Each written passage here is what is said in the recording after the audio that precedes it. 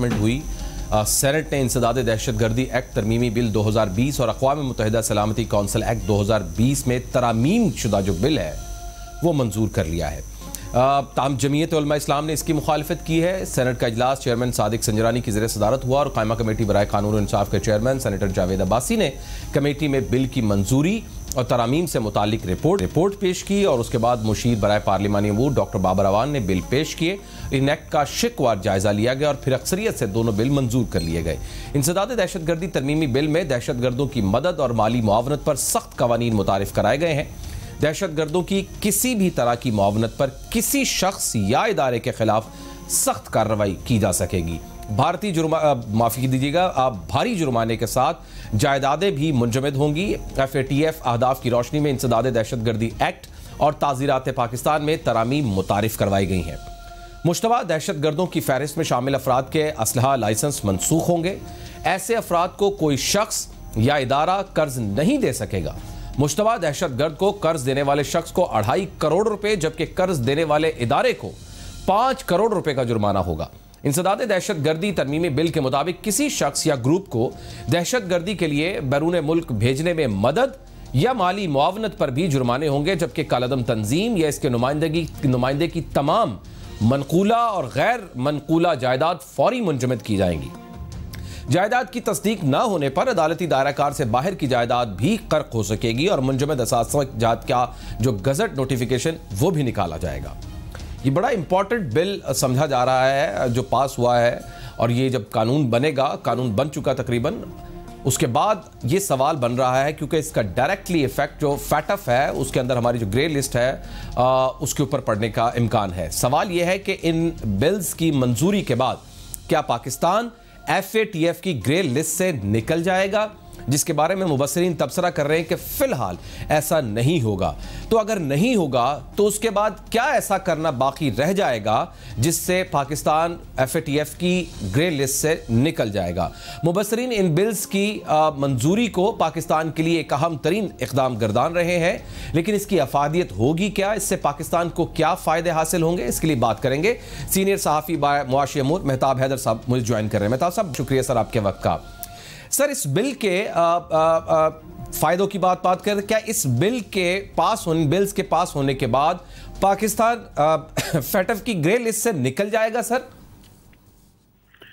Thank you very much. देखिए, बुनियादी तौर पे ये यानी पार्लियामेंट से अप्रूवल जो है जी, ये इस बात को डिमॉन्स्ट्रेट करती है कि गवर्नमेंट ऑफ पाकिस्तान किस हद तक जो है वो FATF के मामलात को सीरियसली ले रही है।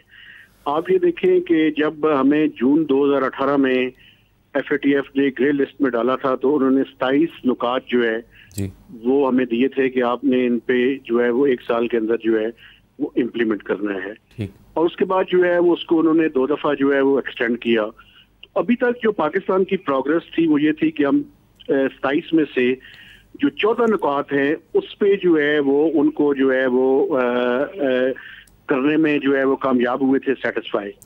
जो बाकी रिमेनिंग चीजें थी उस पे मैं समझता हूँ कि पाकिस्तान में ये देखें, ये लेजिस्लेशन जो है चूंकि बुनियादी तौर पे जो है वो ये कि आप इसको जो है मनी लॉन्ड्रिंग को, फाइनेंसिंग जो है इसको कॉग्निजेबल ऑफेंस जो है वो करार दे दे। तो जो कानून के अंदर चेंजेस की गई और पेनल्टीज को बढ़ाया पाकिस्तान में है, जिससे है कि पाकिस्तान की हुकूमत जो है वो सीरियसली इन तमाम चीजों पे जो है वो अमल दरामद कर रही है। अब इसका अल्टीमेट रिजल्ट क्या होगा? अल्टीमेट रिजल्ट ये है कि पाकिस्तान ने अगस्त के मिड तक जो प्रोग्रेस रिपोर्ट है वो भिजवानी है और उस पे जो है वो अक्टूबर में जो है वो वहां पे देखना होगा कि पाकिस्तान को जो है वो ग्रे लिस्ट में रखते हैं या पाकिस्तान को ग्रेजुएट करके ग्रे से निकाल के वाइट लिस्ट में शामिल करते हैं। और अब चांसेस कम अज कम मैं समझता हूँ ये 14 नुकात के बाद और इस लेजिस्लेशन के बाद कम अज कम इस बात के चांसेस है कि पाकिस्तान को ब्लैक लिस्ट में जो है वो किया जाए।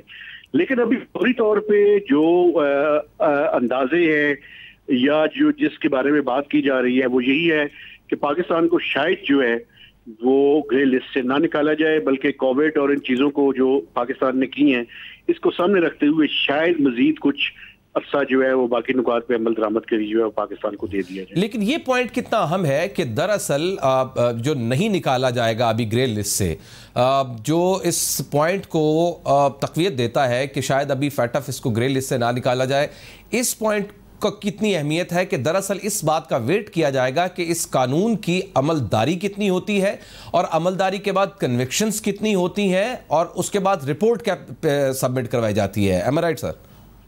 جی بالکل آپ ٹھیک بات کر رہے ہیں، لیکن یہ تو بالکل ٹھیک ہے کہ اس کی اب قانون کے ذریعے اس کی پروسیکیوشن اور کنوکشن جو آن گراؤنڈ جو ہے وہ دیکھا جائے گا کہ پاکستان جو ہے وہ کس حد تک اس پہ تیزی سے آگے بڑھتا ہے. چونکہ آپ کو پتا ہے جب ایک قانون بن جاتا ہے تو جب اس کی عمل درآمد کا جو ہے وہ ٹائم آتا ہے تو اس ٹائم ٹیسٹ اینڈ ایرر والی بات ہوتی ہے، پھر پتہ چلتا ہے کہ اس کی افیکٹونیس جو ہے وہ کتنی ہے.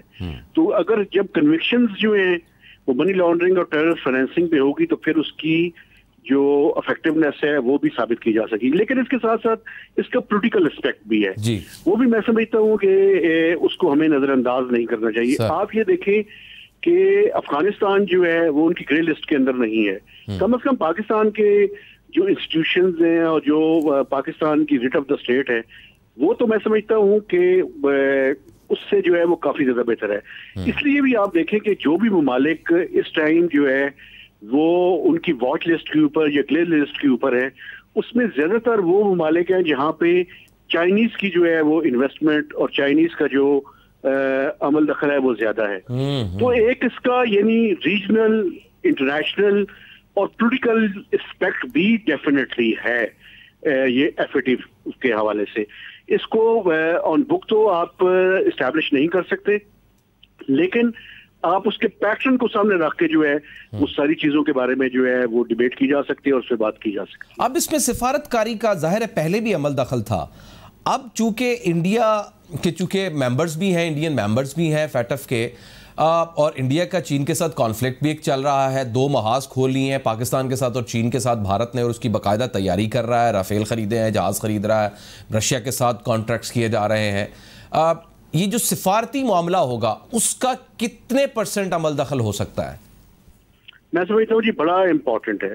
امپورٹنٹ اس لیے ہے کہ پاکستان نے دیکھیں یہ لیجسلیشن کر کے جو ہے وہ آپ نے یہ کم از کم ثابت کر دیا ہے کہ آپ ایکٹ ٹوگیدر جو ہے وہ کر کے، اور سیریس بھی ہے اس فیکٹر کے لیے، سیریسلی جو ہے وہ آپ اس کو پرسیو کر رہے ہیں. اور آپ یہ دیکھیں نا کہ پارلیمنٹ میں جو ہے وہ اس کے اندر جو ہے وہ پولیٹیکل پارٹیز کے درمیان آپ کو پتہ ہے کہ کس طرح کی جو ہے وہ سچویشن تھی چند دن پہلے. لیکن میں سمجھتا ہوں بڑے خوشائند انداز میں جو ہے وہ انہوں نے ان معاملات پہ جو ہے، چونکہ ایف اے ٹی ایف پہ چاہے حکومت ہو چاہے اپوزیشن ہو، ان کے درمیان یہ تھا کہ ہم ایف اے ٹی ایف کی چیزوں کو جو ہے وہ سموتھ پیسج جو ہے دیں گے تاکہ پاکستان کو جو ہے وہ پرابلم نہ ہو.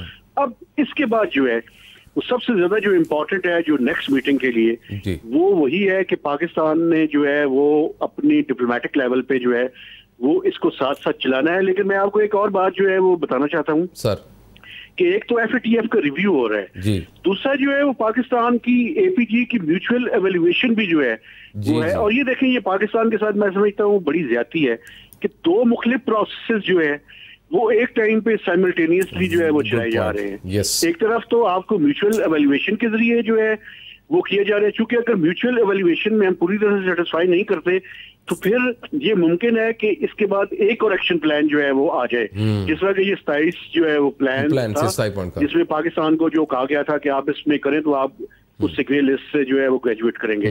تو ایک اور بھی ایکشن پلان آ سکتا ہے اگر میوچل ایویلویشن کے ذریعے جو ہے وہ پاکستان کو جو ہے، یعنی یہ بیسیکلی یہ ہے کہ اس کو ہینگنگ سورڈ کے طور پہ جو ہے وہ ایف اے ٹی ایف کو جو ہے وہ استعمال کیا جاتا رہے گا. لیکن مہتاب صاحب اس کا ایک اور پہلو بھی ہے، وہ یہ کہ ہم ایف اے ٹی ایف ان کی ڈیمانڈز، ان کے پوائنٹس، ان کا وہ جو آگے سے ٹاسک دیتے ہیں ان کو ایک سائڈ پر رکھ دیا جائے. یہ جو دونوں بل پاس ہوئے ہیں یہ پاکستان کی خود اکانومی کے لیے کتنے بینیفیشل ہیں؟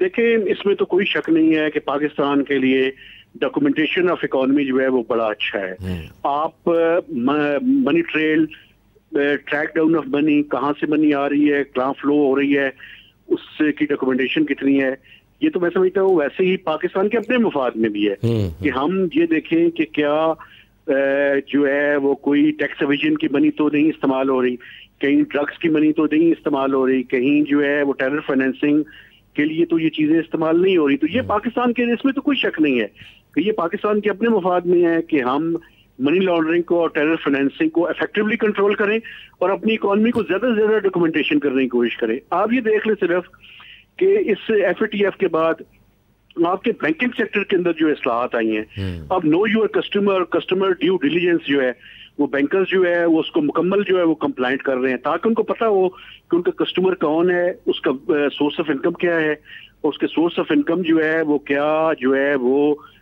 یعنی لیگل طریقے سے بنی ہے یا ان لیگل طریقے سے ہے. یعنی بیسیکلی ڈیو ڈیلیجنس جو ہے وہ بھی وہ کر رہے ہیں. اور میں سمجھتا ہوں یہ بینکنگ سیکٹر کے لیے بھی, پاکستان کی اکانومی کے لیے بھی میڈیم ٹو لانگ ٹرم بہت زبردست ہے. بالکل ٹھیک ہے, بہت بہت شکریہ sir, thank you very much Mehtab صاحب, thank you very much, wonderful information from your side, very wonderful analysis.